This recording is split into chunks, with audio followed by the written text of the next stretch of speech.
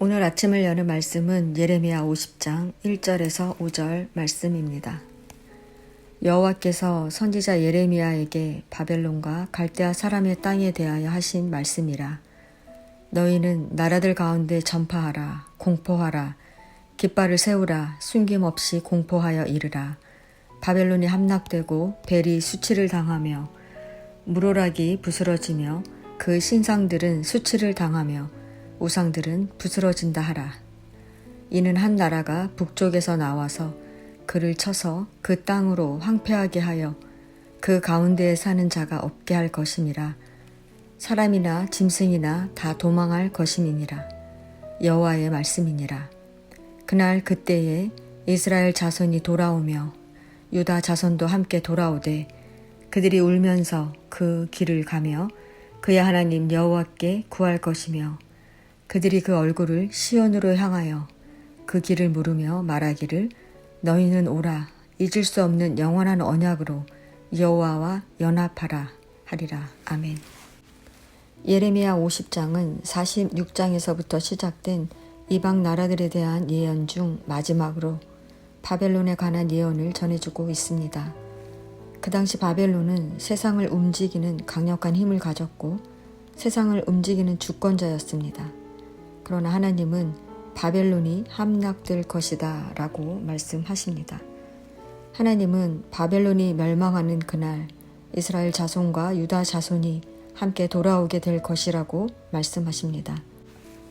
하나님이 유다 민족을 완전히 멸하시지 않고 70년의 바벨론 포로 기간 후에 회복시키신 것은 다윗과 맺은 언약을 신실하게 지키신 것이었습니다. 그 은혜를 경험한 이스라엘 백성들은 하나님과 연합하여 하나님께만 헌신하고 봉사하는 참 하나님의 백성으로 다시 세움을 입게 될 것입니다. 그래서 하나님은 유다 백성들에게 즉시 바벨론에서 빠져나와야 한다고 말씀하시는 것입니다. 바벨론이 이렇게 심판을 받아 망하게 될 이유가 무엇입니까? 바벨론이 여호와께 범죄하였기 때문입니다. 바벨론은 유다를 심판하기 위해 하나님께서 사용하신 도구였습니다. 그런데 바벨론은 하나님의 공의를 따르지 않고 자기 만족을 위해 유다를 무참하게 짓밟았습니다. 11절은 나의 소유를 노력하는 자여 너희가 즐거워하며 기뻐하고 타작하는 송아지같이 발굽을 구르며 군마같이 우는도다 라고 말합니다. 개역 개정판 성경에는 번역하지 않았지만 원문에는 왜냐하면 이라는 접속사가 3번이나 나옵니다. 하나님께서 바벨론을 심판하시는 이유는 왜냐하면 너희가 즐거워하였기 때문이다. 왜냐하면 너희가 기뻐하였기 때문이다. 왜냐하면 너희가 군마처럼 울었기 때문이다 라는 것입니다. 고대 근동에서는 타작하는 송아지의 입에는 망을 씌우지 않았습니다. 힘들게 곡식을 타작하는 송아지가 나달을 먹을 수 있도록 허용해 주기 위한 배려였습니다. 그러나 바벨론은 마치 미친 송아지처럼 이스라엘이라는 밭의 곡식을 거의 다 먹어 치웠을 뿐 아니라 남겨진 곡식은 짓밟아 못쓰게 만들어 버렸던 것입니다. 게다가 그들은 유다 백성이 살육당하는 것을 보면서 기뻐하고 즐거워했습니다. 하나님은 이것을 범죄함이라고 규정하십니다. 이렇게 바벨론이 여호와께 범죄한 것은 그들의 교만 때문입니다. 바벨론은 최강국으로 주변 나라들을 정복하고 다스리면서 자신들이 섬기는 우상이 자신들을 지켜주기 때문에 어떤 어려움도 없을 것이라고 자신했습니다. 그래서 하나님을 작은 나라 이스라엘의 신이며 자신들이 의지하는 신에게 굴복당한 여러 신들 중 하나라고 생각하며 멸시했습니다. 대표적 사건이 벨사살 왕이 여호와의 성전에서 탈취해 온 기명들을 자신들의 잔치상에서 술잔으로 사용한 것입니다.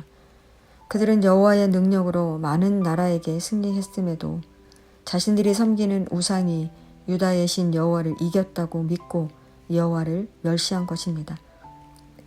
하나님은 그 자리에서 메네메네 데겔 우바르신이라는 글을 통해 바벨론에 대한 심판을 예고하셨습니다. 이같이 창조주의자 모든 역사의 주관자이신 하나님의 존재를 무시하고 자기 주장을 내세우는 것이 교만입니다. 하나님은 바벨론이 유다 백성을 끌어가고 흩어버림으로 말미암아 그 땅이 폐허가 된 것처럼 똑같이 복수해 주겠다고 선언하시는 것입니다. 그렇습니다. 하나님은 바벨론을 유다를 심판하는 데 사용하셨지만 그들이 자신들의 뜻대로 교만하게 행하자 그들을 멸하셨습니다. 성도 여러분, 교만한 바벨론을 멸하시는 하나님의 뜻은 무엇입니까? 하나님께서 택하신 자를 반드시 구원해 주신다는 것입니다. 하나님은 이스라엘을 내 백성, 내 소유라고 말씀하십니다. 그만큼 이스라엘을 사랑하신다는 것입니다. 하나님은 당신이 택한 백성이 범죄함을 심판하셨지만 그것은 하나님이 당신의 백성을 멸하시려는 것이 아니라 죄를 깨닫게 하시고 다시 회복하셔서 온전한 하나님의 백성으로 살게 하시려는 것이었습니다. 하나님은 한번 선택하신 자가 범죄했을 때 징계하기 위하여 인생의 막대기와 가시밭길을 허락하시기도 하시지만 끝까지 책임져 주시고 끝내는 반드시 구원하고야 마십니다. 이러한 끝없는 하나님의 사랑이 결국 우리로 하여금 그분이 베푸신 사랑에 합당하게 순종하는 길을 가도록 이끄는 것입니다. 성도 여러분, 우리는 하나님보다 세상의 방법을 의지할 때가 너무나도 많습니다. 그러나 우리가 기억해야 할 것은 하나님은 우리를 절대 버리지 않는다는 것입니다. 하나님은 바벨론이라는 도구를 사용하셔서라도 우리가 다시 하나님과 함께 살아가기를 원하십니다. 말씀으로 하루를 시작하시는 성도 여러분, 내 뜻대로 살아가고자 하는 우리의 교만을 버리시기 바랍니다. 끝없는 사랑으로 우리를 돌보시는 하나님과 연합하십시오.